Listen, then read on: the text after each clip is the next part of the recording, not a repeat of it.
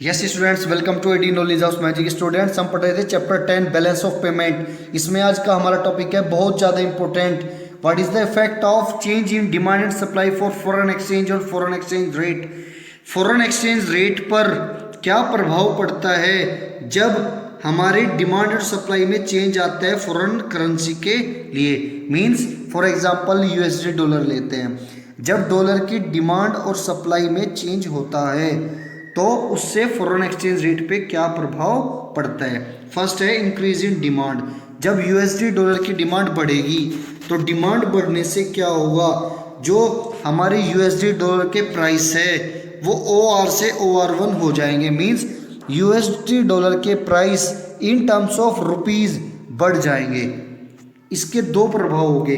पहला, domestic currency का depreciation होगा और फॉरेन करेंसी का एप्रिसिएशन होगा। अंडरस्टूड। देखते हैं डायग्राम के थ्रू। देखिए, ये हमारा डायग्राम है। ये यूनिवर्सल सिचुएशन है। ये डिमांड दे रखी है और ये सप्लाई दे रखी है। ये इक्विलिब्रियम की सिचुएशन है। डिमांड बढ़ने से यूएसडी डॉलर की हमारी डिमांड का राइटवर्ड शिफ्ट हो जाती है। राइटवर्ड शिफ्ट होने से हमारे जो प्राइस थे वो क्या थे, ये थे OR। क्या थे, OR। तो OR प्राइस बढ़कर कहाँ पहुँच जाएंगे, अब OR2 पर पहुँच जाएंगे। क्यों? क्योंकि हमारी जो डिमांड कर्व है वो राइटवर्ड शिफ्ट हो गई। ये डॉट डॉट वाली आपको नजर आ रही होगी। और फिर हमारे प्राइस कहाँ पहुँच जाएंगे, यहाँ पहुँच जाएंगे OR2 पर। मीन्स जैसे ही हमारी डिमांड बढ़ी, राइटवर्ड शिफ्ट हुई, वैसे हमारे प्राइस किसके, यूएसडी डॉलर के in terms of Indian rupee. ध्यान देना, यूएसडी डॉलर के price in terms of Indian rupees क्या हुए, बढ़ गए। इसके बढ़ने से क्या होता है, इसके बढ़ने से हमारे देश का जो एक्सपोर्ट है वो बढ़ेगा। क्या होगा, एक्सपोर्ट बढ़ेगा। मीन्स हमारे देश का जो करेंसी है, डोमेस्टिक करेंसी है, उसका डेप्रिसिएशन होगा और फॉरेन करेंसी का एप्रिसिएशन होगा। अंडरस्टूड। नेक्स्ट है decrease in demand. Decrease in demand में क्या होता है, जब फॉरेन करेंसी की डिमांड कम हो जाती है, यूएसडी डॉलर की डिमांड कम हो जाती है, तो डिमांड कम होने से डिमांड कर्व लेफ्टवर्ड शिफ्ट होगी और लेफ्टवर्ड शिफ्ट होने से हमारे प्राइस फॉल हो जाएंगे। किसके, यूएसडी डॉलर के in terms of Indian rupees, और जिसके चलते हमारी इंडियन करेंसी का एप्रिसिएशन होगा। मीन्स हमारा पैसा मजबूत होगा। पहले हम एक यूएसडी डॉलर के बदले फॉर एग्जांपल 60 रुपये पे करते थे, अब हम पे करेंगे कितना, 55। That is appreciation. और फॉरेन करेंसी का क्या होगा, डेप्रिसिएशन होगा। अंडरस्टूड। वहीं अगर हम बात करें इंक्रीज इन सप्लाई की, जब सप्लाई में इंक्रीज होता है तब क्या होता है।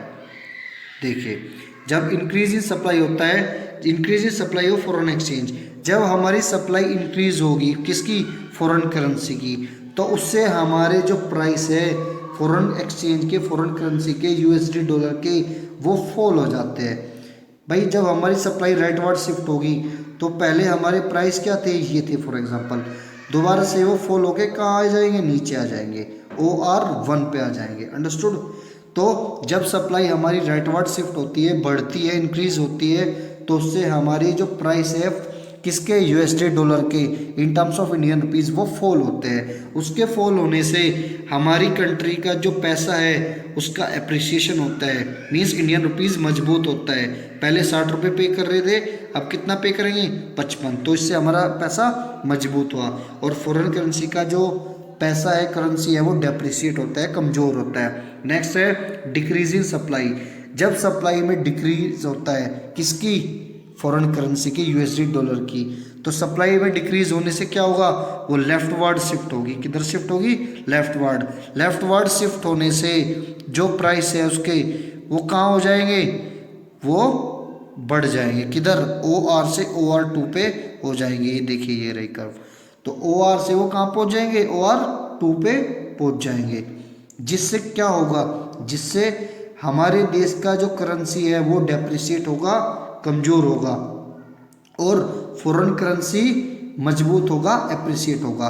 पहले हम एक यूएसडी डॉलर के बदले 55 रुपये दे रहे थे, अब हमें कितना देना पड़ेगा, 60। मीन्स हमारा पैसा कमज़ोर होगा और यूएसडी डॉलर मजबूत हो गया। ये दोनों डायग्राम है, इसमें डिमांड के बारे में दिखाया गया है, इसमें सप्लाई के बारे में शो किया गया है।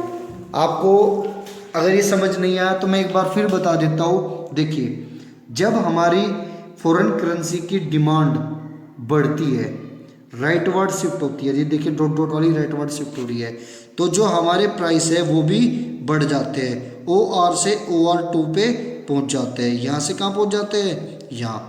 जिससे क्या होता है, जिससे हमारी जो इंडियन करेंसी है वो क्या हो जाती है, कमज़ोर हो जाती है, वीक हो जाती है, और हमारा जो फॉरेन करेंसी है वो मजबूत हो जाती है। अंडरस्टूड।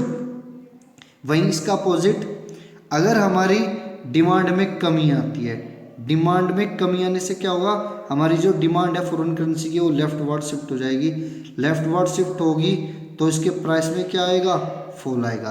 प्राइस में फॉल आने से हमारा इंडियन रुपीस एप्रिशिएट होगा, मजबूत होगा, और फॉरेन करेंसी की कीमत कम हो जाएगी। अंडरस्टूड। वही बात करते हैं अब सप्लाई की। अगर सप्लाई बढ़ती है, सप्लाई बढ़ने से क्या होगा, राइटवर्ड शिफ्ट होगी, राइटवर्ड शिफ्ट होने से प्राइस कहाँ होगा, नीचे आ जाएगा, OR से OR1 पे आ जाएगा। तो इससे क्या होगा, इससे हमारी इंडियन करेंसी मजबूत होगी, एप्रिशिएट होगी, और फॉरेन करेंसी डेप्रिशिएट होगी, कमज़ोर होगी। वहीं डिक्रीज इन सप्लाई, जब सप्लाई में डिक्रीज होता है मीन्स लेफ्टवर्ड शिफ्ट होती है, तो इससे हमारी जो फॉरेन करेंसी है वो तो एप्रिशिएट होगी। क्यों, क्योंकि 55 से बढ़कर कितना हो गया अब USD डॉलर 60। वहीं हमारी इंडियन करेंसीज कमज़ोर हो जाएगी, डेप्रिशिएट हो जाएगी। क्यों, प्राइस कितना हो गया, OR से बढ़कर OR2 पे पहुंच गया। Understood. So students, I feel that कि ये टॉपिक आपको अच्छे से समझ आ गया होगा। आप मेरी इस वीडियोज़ को ध्यान से सुने और देखें, बार बार सुने और देखें। मैं आशा करता हूँ आपको ये बहुत अच्छे से समझ आएगा। सो स्टूडेंट्स, मेरे इस वीडियो को लाइक कर दीजिए, शेयर कर दीजिए और कमेंट करना ना भूलें। Thank you.